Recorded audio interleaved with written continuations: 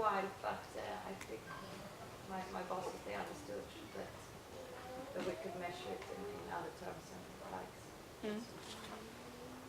A good way to measure social media activity is to post a link to a website and then check the bounce rate. I think that's a really good idea, because when you get a low bounce rate, you know that the tweet or the post on Facebook was good enough, it was interesting enough to make the person actually visit your site and then check other sites. So I'm all for bounce rate and time spent on sites. But are you focusing only on that, or because you have the preface, and if you talk about most of the communication activities, it either has to do with sell or with brand positioning, or maybe in perception change. You want to be perceived in another way. So if you then focus only on that part, you still don't get the answer to have the perception towards us changed. But the main goal might not be the perception. If it's brand building, it's perception, but it might be selling. Yeah. It's easy to, for example, to measure bounce Yeah. rate, it's easy to connect the form, and then you can see that, okay, all the traffic that we got from Facebook or from Twitter, this many percentages of people actually bought something or actually downloaded something or did something. And you get all the figures on how the sales were before you got your activity then. Yeah, sure. I could measure, for example, okay, how many people downloaded this and that from Facebook. Then I know that, okay, Facebook was working. So because that's the only way, at least in many organizations, to sort of justify why you are doing it. It's difficult to do. I mean, most marketing departments have the goal of brand building.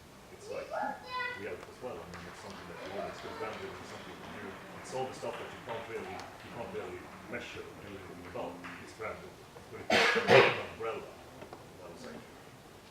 We have some. I also wonder what will be the next step, because we're talking about building relationships, having a relational kind of way of working, which is fantastic. I think I work in the media business, so I think that's great. But still, I wonder. I mean, I as a person, people, brands and companies and businesses and media and everything are throwing relation at me and wanting me and asking something of me. And I'm getting sick and tired of it. Yeah, how many brands do you actually like?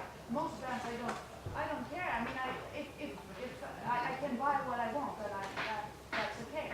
So sometimes I also wonder because there will be some kind of roof, that will hit eventually when we can get no further building relationship in that way. So what will be the next step? What do you think? You're the experts. Well, and then when we talk brands, it's sort of we focus on consumer products. But then if you then add your newspaper and you add your community and you add your school and you add every single player in your life that also has these tools, we still do tend to talk about chocolates or sodas or something when we